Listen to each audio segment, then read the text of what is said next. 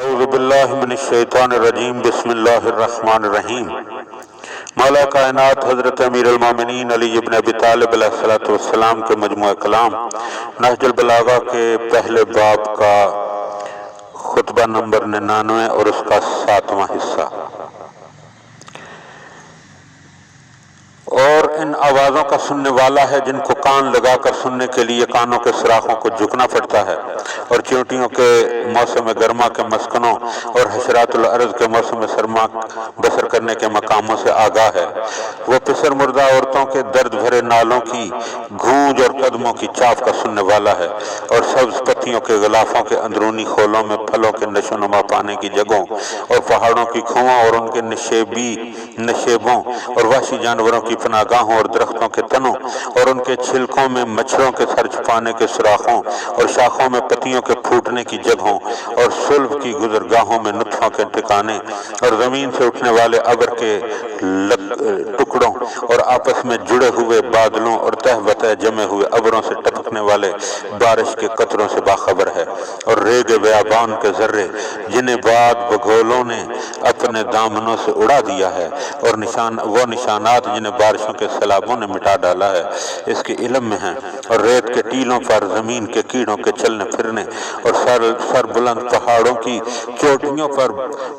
بالوں پر رکھنے والے طائروں کے نشیمنوں اور گھونسلوں کی اندھاریوں میں چہچہانے والے پرندوں کے نغموں کو جانتا ہے، اور جن چیزوں کو سیپیوں نے سمیٹ رکھا ہے اور جن چیزوں کو دریا کی موجیں اپنے پہلوں کے نیچے دبائے ہوئے ہیں، اور جن کو رات کی تاریک چادروں نے ڈھانپ رکھا ہے، اور جن پر دن کے سورج نے اپنی کرنوں سے نور بکھیرا ہے، اور جن پر کبھی ظلمت کی تہیں جم جاتی ہیں اور کبھی نور کے دھارے بہہ نکلتے ہیں، پہچانتا ہے۔ وہ ہر قدم کا نشان، ہر چیز کی حس و حرکت، ہر لفظ کی گونج، ہر ہونٹ کی جنبش، ہر جاندار کا ٹھکانہ، ہر ذرے کا وزن، ہر جیدار کی سسکیوں کی آواز، اور جو کچھ بھی اس زمین پر ہے سب اس کے علم میں ہے۔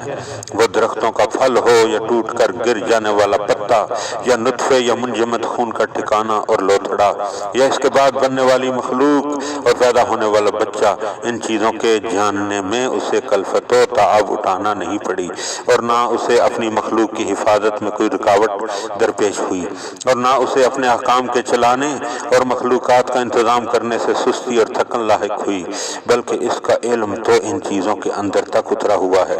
اور ایک ایک چیز اس کے شمار میں ہے، اس کا عدل ہماگیر اور اس کا فضل سب کے شامل حال ہے، اور اس کے ساتھ ساتھ اس کے شایع نشان حق کی ادائیگی سے قاصر ہیں۔ اے خدا، تو ہی توصیف و ثنا اور انتہائی درجہ تک سراہے جانے کا مستحق ہے۔ اگر تجھ سے آس لگائی جائے تو دلوں کی بہترین ڈھارس، اور اگر تجھ سے امیدیں باندھی جائیں تو بہترین سرچشمہ امید۔ تو نے مجھے ایسی قوت بیان بخشی ہے کہ جس سے تیرے علاوہ کسی کی مدح و ستائش نہیں کرتا ہوں، اور میں اپنی مدح کا رخ کبھی ان لوگوں کی طرف نہیں موڑنا چاہتا جو نا امیدیوں کا مرکز اور بدگمانیوں کے مقامات ہیں۔ میں نے اپنی زبان کو انسانی مدح و پروردہ مخلوق کی تعریف و ثنا سے ہٹا لیا ہے۔ بار الہا، ہر ثنا گستر کے لیے اپنے ممدوح پر انعام و اکرام اور عطا و بخشش پانے کا حق ہوتا ہے۔ میں تجھ سے امید لگائے بیٹھا ہوں کہ تو رحمت کے ذخیروں اور مغفرت کے خزانوں کا پتہ دینے والا ہے۔ خدایا، یہ تیرے سامنے وہ شخص کھڑا ہے جس نے تیری توحید و یکتائی میں تجھے منفرد مانا ہے، اور ان ستائشوں اور تعریفوں کا تیرے علاوہ کسی کو اہل نہیں سمجھا۔ میری احتیاج تجھ سے وابستہ ہے، تیری ہی بخششوں اور کامرانیوں سے اس کی بے نوائی کا علاج ہو سکتا ہے، اور اس کے فقر و فاقہ کو تیرا ہی جود و احسان سہارا دے سکتا ہے۔ ہمیں تو اسی جگہ پر اپنی خوشنودیاں بخش دے اور دوسروں کی طرف دست طلب بڑھانے سے بے نیاز کر دے۔ تو ہر چیز پر قدرت رکھنے والا ہے۔ اللہم صلی علی محمد و آل محمد۔